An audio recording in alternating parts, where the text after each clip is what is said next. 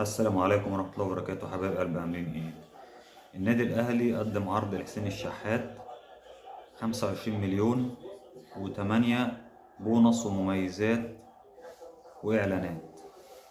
هل حسين الشحات هيبقى بالعرض ده ولا هيطلب أكتر من كده ويطلب التساوي بتريزيجيه وزيزو ومحمد الشناوي، لأن الناس دي بتاخد فوق ال30؟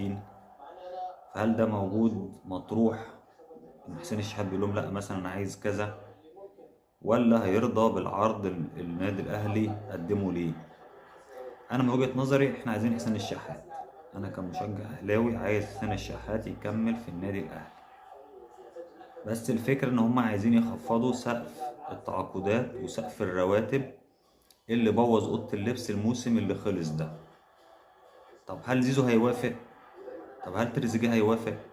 طب محمد الشناوي هيجي بعد ما ضحى بفلوس كانت هتجيله من الخليج وعروض من الخليج، هيجي يقول له خفض راتب هيقول لك ماشي؟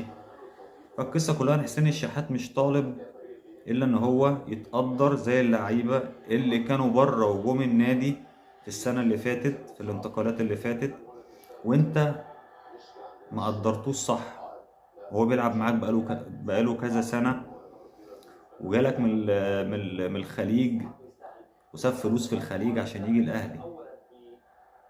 فانا وجهة نظري ان هم يرادوا حسين الشحات ويتعاقدوا معاه يلعب معانا موسم موسمين مستريح الراجل ده.